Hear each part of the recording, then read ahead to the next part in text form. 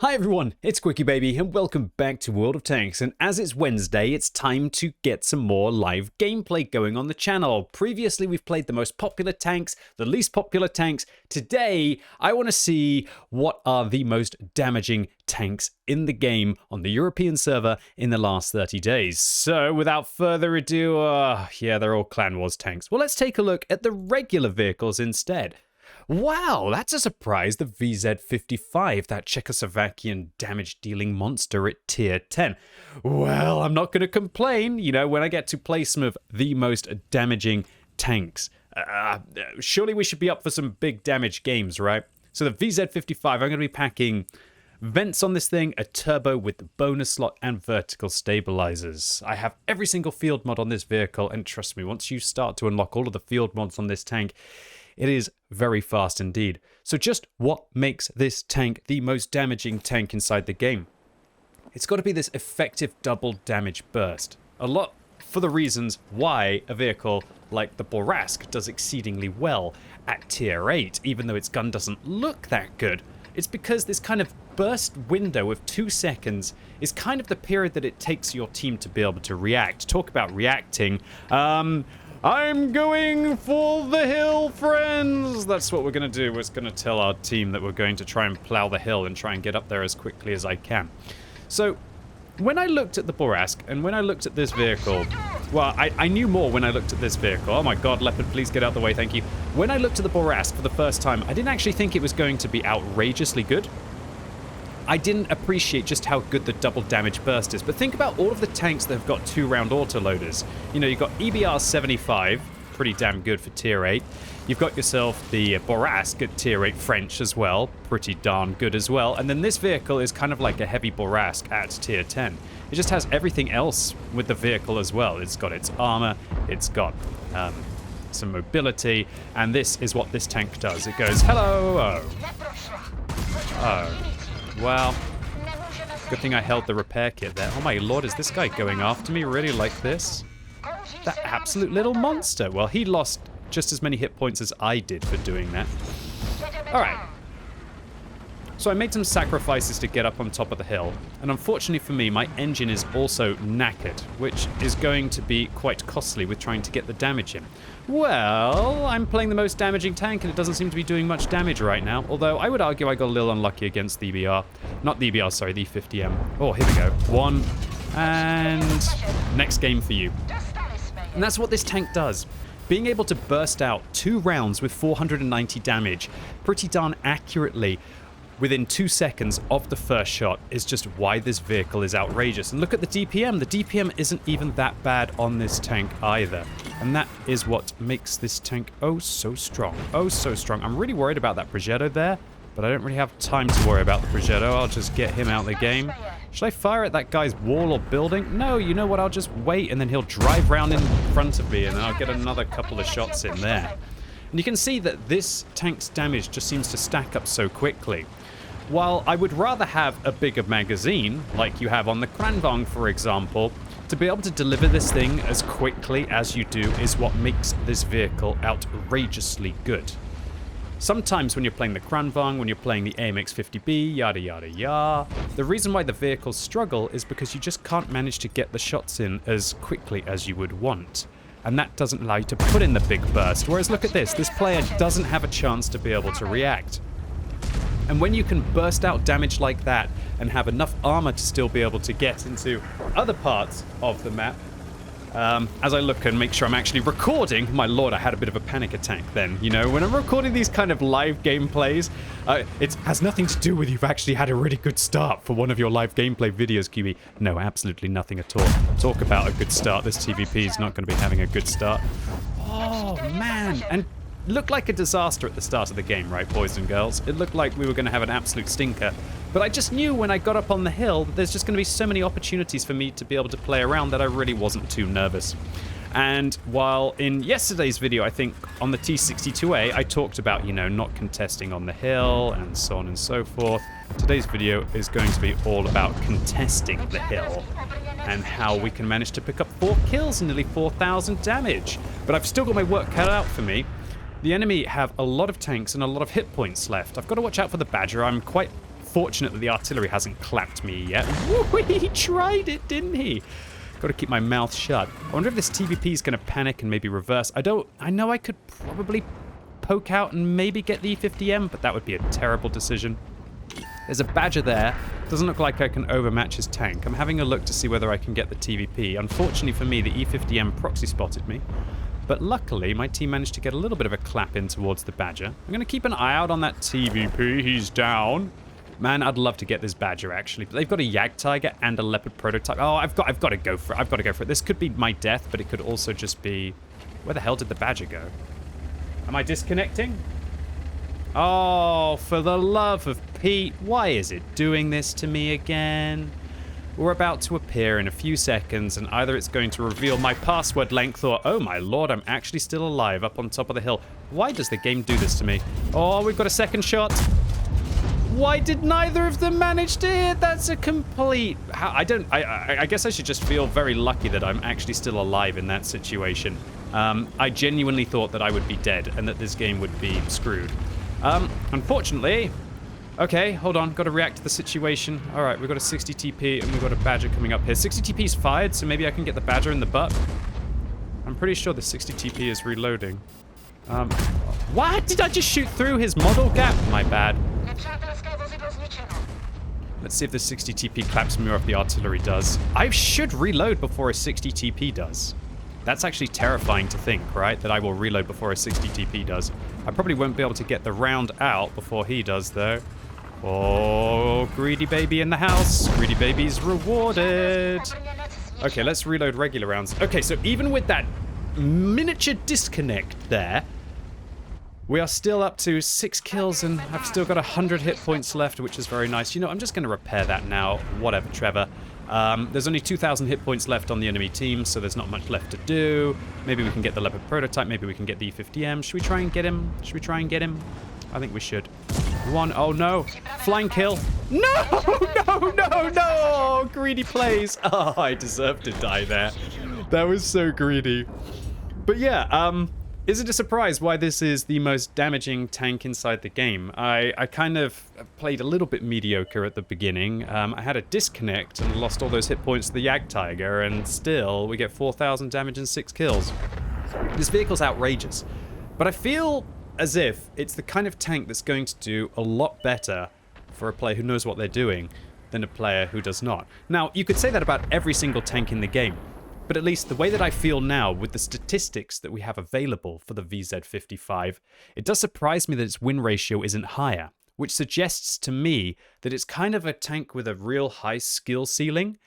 And so a lot of the players towards the mid and the bottom are probably dragging the statistics of this down significantly. And I think the players towards the top, because of its just high damage potential and high awareness potential and delivering in those burst damage mags, I think the better players are going to do incredibly well and the worst players are going to do incredibly badly. Maybe a little bit like the Borask.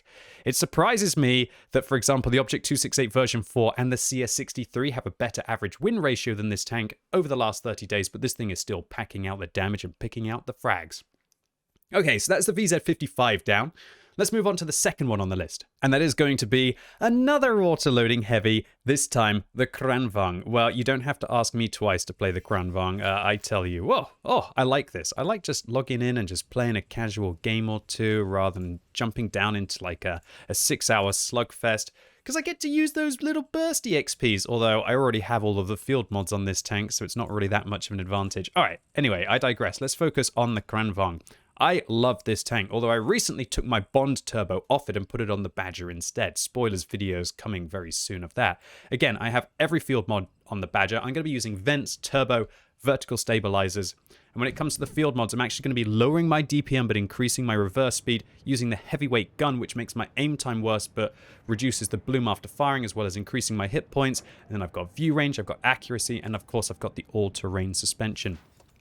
Kranvagn is an outrageously good vehicle. I personally think it's better than the VZ55 because of its flexibility. I would far rather play this tank than the VZ55 in a ranked situation, for example. But that still doesn't mean that everybody's going to think that the Kranvagn is better than the VZ55. A lot of people will probably think the VZ55 is way better than the Kranvagn. But for me, I just love going hull down and really sitting there with my turret out. Now, you can do that with the VZ55, although it does have a bit of a weak point towards the top of the turret as you're facing it up on the right. The Kranvagn just having those 4 extra degrees of gun depression, for me, allows it to be so much more flexible, and it's just a little bit of a sweet spot. Okay, well, the pressure is off. I've already got a top gun and a decent amount of damage, doubled the average damage, I guess, as we saw on Tomato GG. So what is the plan here for the Kranvagn? Okay, on this map, it's a bit of a funny one, right? You can actually just go and grind down there, but I don't really like that unless I'm playing something... unless I'm playing something that's a little bit more heavy and has a bit of hull armor. Maybe like a 60 TP, I might take it down there. Instead, what I'm going to do is I'm going to make my way over to the east. But it doesn't seem to be my day for World of Tanks. Thank goodness I'm doing this live and I'm not actually doing this streaming today, as my Kranvagn seems to be disconnecting once again. Although that didn't really change too much. Yeah, looks like I've got some pretty dodgy connection to the World of Tanks servers right now. Okay, whatever. Lag happens. Luckily, it happened at the start of the battle. I tell you what, the other day, I had my Badger fully tricked out, and at the very start of the session, exactly what you saw happened to me with the lag on the server, or it's probably my connection that's lagging. I don't know. Whatever. I lagged, and my Badger on Arctic region literally did a swan charge into the water, and I started off my session with a lovely drowning of myself for 0 damage. It was absolutely wonderful. Okay, in this scenario, I've got to be careful that they're not chilling around at the back, but I'm just going to take the risk. You know what? I'm just going to plow. So there's a CS-59. I bounce an Object 268. There's a T-49 above me, which makes me feel a little bit irritated. That was a pretty good ambush by him there. Shame he missed. And even if he had hit me, he probably wouldn't have done that much to me. How long was he spotted up there for? Was that like the world's worst tunnel vision by me? Luckily, I'm playing an auto-loading heavy tank, so it doesn't even really matter in that scenario. I'm trying to think about where I want to go. If I want to go after this Object 430, or if I want to go after the A Phase 1. This is where just having 12 degrees just makes you so flexible. Oh, hello. Oh, hello. Yeah, might as well not fire there. I'm going to reload a heat magazine now for the AE Phase 1. And that kind of a position is why I prefer the Kranvagn to the VZ55. If I had the VZ55, I'd struggle to use the 8 degrees of gun depression. You don't come up at such a weird angle for your opponents, so they don't really consider it. I'm just going to push forwards. There could be a tank destroyer at the back, but mostly all of them are spotted. I got to play like the alpha in this kind of a matchup, you know? I mean, how can I not? I'm playing the Kranvagn and I'm playing live. I gotta go for it. We gotta go for it. People on YouTube don't want to see me just chill at the back, right? They want to see me push forwards and spank tanks. Look at the gun handling that this vehicle has. It's absolutely awesome. Let's see if the enemy team know how to play. So if they've got that many vehicles against me here, I guess it's tricky for them to push me because of the gun line that I have behind. But when you're playing against a Kranvagn, the most important thing that you do is you always have to count the shells. They have 3 shots, and you really have to pressure them in between their 3 shots. That's not a bad trade, to be honest with you. I'll take a kill there. It's not the best trade I've ever had. I'm still going to fire some gold, because I just got to get rid of these tanks, and then after I've got rid of these tanks, I want to try and flank maybe the west. You see we've got some pressure in the center, I've got some vehicles behind me, and this is what the Kranvagn can do. It can just be this kind of absolute deity. Just sit in front of its opponents, not have to worry about its turret, and still mess them up. Okay, I want to go after this 268. I just don't want to kind of get caught in an all-in fight. Oh my lord, there's a T-54E1 there. I'm actually going to drop back and look at my reverse speed with my Kranvagn. How amazing is that? Just so casual in the way that it... Ooh, that STRV just totally outpositioned me. Well played, dude. 12 degrees of gun depression versus this tank, though. Should be good. 1 there, and 2. Alright, so here's the deal. I'm actually going to continue to fire heat, and the reason why I'm going to continue to fire heat is because that STRV can bounce me every single time otherwise. I have a 120, not 122mm. And unless I can see the side of the STRV, I won't be able to go through him. But I can go through his lower plate every single time with the high explosive anti-tank rounds. Never mind, I'm just going to go after this 268. He bounced me. Shall I make an aggro play above? This is really dangerous. Yeah, I can go through his lower plate every single time. Oh. Had to open my big mouth, didn't I? Actually not really doing very well with those high explosive anti-tank rounds against the STRV-103B. I guess it's when you're on like a level playing field and not when you're above them shooting down at the lower plate, right? That's one of the worst things about the Kranvagn is the penetration. Only 300 millimeters really does make you struggle in those kind of scenarios. Okay, what should I do? Oh, I should probably not just drive around the corner into an STRV. I should probably just finish off the CS59. There we go. How just casual can you play in vehicles like this, right? Nice shot right through the side of the tracks, and I managed to dodge most of the artillery, but he's definitely going to slow down my my damage and my kind of kill storm at the end of the game. What was the enemy really going to do? Not too much. We just played an auto-loading meta heavy tank, and I don't understand how this vehicle only has 50% wins after taking a look at the statistics, in all honesty. I have legitimately no idea how people can't dominate in this vehicle. Maybe it's the setup. Maybe people are just setting it up wrong. Well, if that's the case, go and... Oh, this is bad. Oh, I was going to ram him anyway. If that is the case, thank you, Skoda. Thanks for pushing me into the STRV wreck, I guess. If that is the case, and you are struggling with this vehicle, then just set it up how I've shown you. Because if you set this thing up in the way that I've shown you, there's no reason why you can't get... I'm not going to say an arbitrary win ratio, but what I will say is that, let's say whatever you will go and get in all of your other heavy tanks, if you learn how to play this thing, you will get that plus 5 or 10% average win ratio.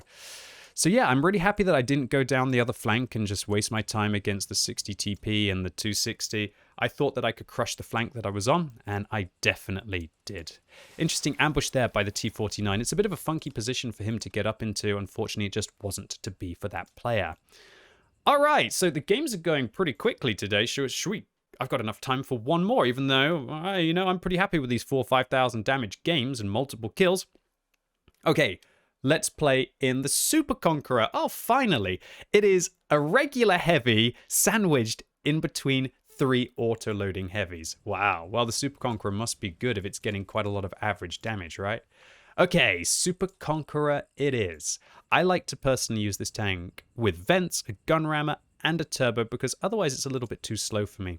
I don't have all the field mods. In fact, I don't have any of the field mods on this tank. And unfortunately, as this is a versatile heavy tank, it doesn't actually get the ability to be able to go faster forwards. I got a funny feeling that the Chieftain does. No, it's probably the 279E that does get that top speed forwards boost. All right, so Super Conqueror o'clock. Let's get forwards. Let's try and use that turbo. And oh dear, that's a lot of artillery. I hope I have a second consumable loadout. No, I don't, because I don't have any of the field mods. One of my favorite things that I've been doing recently is I'll have a cheap setup for one of my consumable loadouts. Maybe I'll use either a large repair kit, small med kit, and a premium consumable. That doesn't sound very cheap. These are just for my tier 10 tanks. And then I'll have another one where I take more gold rounds and I take a premium med kit for when I get into games like this where I'm against multiple artillery. On most of my tier 9 and below tanks, though, I won't use even a large repair kit. I'll use small med, small repair, but I will be using a premium consumable because it just makes your whole tank 5% better. And I don't really have too much else to burn credits on this account. Okay, so the Cobra Commander is going to be talking a lot this game, but not as much as when I play the Kranvagn, that's for sure, with the rate of fire. Alright, okay, so let's talk about the Super Conqueror and what are the good aspects of the vehicle. Well, 10 degrees of gun depression, lovely. Good frontal armor, lovely. Nice rate of fire, lovely. You know, those 2 autoloaders that we're playing, they've got good DPM, but you can't really use a gun rammer on those vehicles. And so what the Super Conqueror is able to do, if it's just in those continuous fire situations, is outrageous. I definitely like using the turbo on this vehicle. I will very much look forward to getting the 6th field mod on this vehicle so I can change the turbo to being 1 km/h faster forwards and backwards with the slot bonus because I'm going to take a mobility slot on this tank. But for now, we're just going to have to play it in the way that it is. Okay, so I do expect the enemy artillery to be at the back of the map. That's alarming. There's not really much you can do. I know I'm being a bit of a meme here and pushing the beach, but I do feel that the beach is going to give me at least a reasonable chance. And maybe if anyone's above me and manages to spot me, that they will still get spotted. Oh, ST1, huh? good click to start this off with. Do you think that was his engine or do you think that was his track? He definitely stopped dead when I landed my shell. Nah, it's a reasonable try, but not a good one. All right, I'm really worried because if I decide to push, that 60 TP and all of his friends are going to mess me up. So I got to decide about what I'm going to do. Or maybe I should push. I don't know. This is tough. I probably should go back and try and be like a support tank in this scenario. But if I do that, I'm also going to be in a bit of a sticky situation. I think what I'm going to do is just fire a couple of gold rounds here at the ST1. I feel like I need to push. That 60 TP and the VZ51 are above me. It's not going to happen, is it? No, it's not going to happen. I'm going to tell my team, or I'm going to tell my team to fall back because there's like a threat up here. Yeah, that's really, really not going to happen. I'm just going to warn them that there's like people up there. So what I'm going to do instead is I'm going to try and double round back. Luckily, the artillery wasn't shooting me, which suggests to me that the artillery is up in the northeastern corner. And look, there's the medium tank, there's the light tank. And this is why it's usually really a very bad idea to go down to the beach, because if your opponents get above you as they have, and it looks like I'm just disconnecting again. I have no idea what is up with my connection. That is absolutely bizarre. I'm having some serious packet loss spikes with World of Tanks. But at least I'm not dying, and at least it's not happening at moments where, yeah, serious death approaches. Anyway, let's get the Super Conqueror forwards. Let's try and get it up into a ridgeline. Unfortunately, my push failed. The enemies went into good positions, and with that ST1 and all of his artillery friends, I didn't really feel like pushing in. And a good thing I didn't, because they've also got two very heavily armored frontal tank destroyers that are now pushing through. So this has been a poor game for me so far. I really haven't done much for my team. You could argue that my team hasn't really had much positioning, but I blame myself rather than my team. I think that I could have very easily have been in a superior position here. Nice eco mode there. An economy shell reload. Oh, that's not good. I have to use my repair kit on that because it's a fuel tank and I don't use a premium consumable, and now I have to spend the rest of the game ammo-racked to an EBR. Oh, Mr. 140, can you advance? Can you advance? Can you help me, please? Oh, please, go and get rid of the EBR otherwise. If you get rid of the EBR, I can win. If you don't get rid of the EBR, I can't win. Please, Mr. 140, please get rid of the EBR. Please get rid of the EBR. Shall I try myself? I don't know. I'll have a bit of a swing. Oh, maybe what I can do is I can turn in a second without hopefully getting ammo racked, and I can try and get hull down here or something. No, that window is a little bit too big, but what I should be able to do is side scrape out from this position. Oh, please, Mr. 140. We can still win this game if the 140 pushes the EBR. If he doesn't, I don't think we can. There he is. There he is. There's the EBR. Please help him. The 140 has nobody. I'm going to say, Mr. 140, can you push middle? I don't think he wants to push middle. I think he just wants to sit at the back and just wait, which is completely understandable. If he wants to play like that, then that's his desire. But I tell you what, if he did push, I could maybe make a play. Will I get ammo racked by the EBR? At least I got rid of the EBR, right? Got my ammo rack back in a couple of seconds. Now the 140 pushes. Now that the EBR is dead. Oh dear. Shall I use my repair kit right now? Oh shoot. I'm gonna die to Arty. There's nothing I can do. I can't believe that 60 managed to get so far forwards. A swing and a miss. Alright, what did I learn from this game? Well, what I learned from this game is that I can do well in my autoloaders, but not my single-shot tanks today. No, what I learned from this game is that the beach just doesn't really work if the enemies all take the middle of the map. This was a real weird one for me, because none of our medium tanks gained any kind of pressure down the east. And I didn't go there. And once we lost the middle and once we lost the east, that was it. We had our top-tier medium tank not wanting to make a push, even though he could have pushed and just got rid of the EBR and got rid of the self-propelled guns as well. It was a bizarre round, because literally everybody on the team, apart from the light tanks and now the 140 who's going in, finally pushing the artillery, fought down this corridor. That's quite unusual. Usually what I'll try and do is sneak through here as quickly as I can and then make my way here and then try to go hold down against my opponents, and that just wasn't to be. If I could go back, I would probably just sit on this ridgeline and use my 10 degrees of gun depression in that scenario. But I just thought that maybe I could shove through the beast, or the beach even, and be able to avoid the artillery. So, not the best game there for the Super Conqueror, but alas, you win some and you lose some.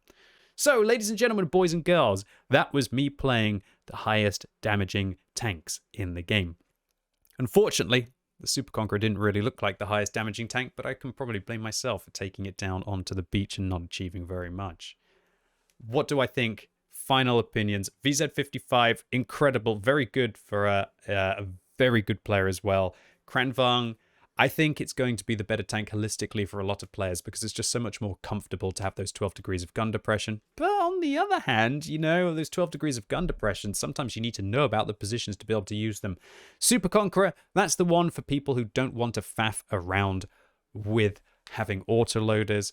And it's just got such a dependable turret. And to have that regular rate of fire with a gun rammer really can allow you to pump out that consistent DPM and not be caught reloading. Anyway, that's it for today, ladies and gents. I hope you enjoyed this video. If you did, give it a thumbs up. If you hated it, give it a thumbs down. And what do you think about the fact that there are 4 heavy tanks on top of the damage list, the average damage list in World of Tanks right now, and you have to scroll so far down for the tank destroyers? Is that because the artillery are now pretty much redundant in the game? And now, who would have thought the all-purpose 10 degrees of gun depression plus kind of tanks with decent turrets are now dominating the meta? And as always, thank you so much for watching. You've been epic, and hopefully I'll see you soon.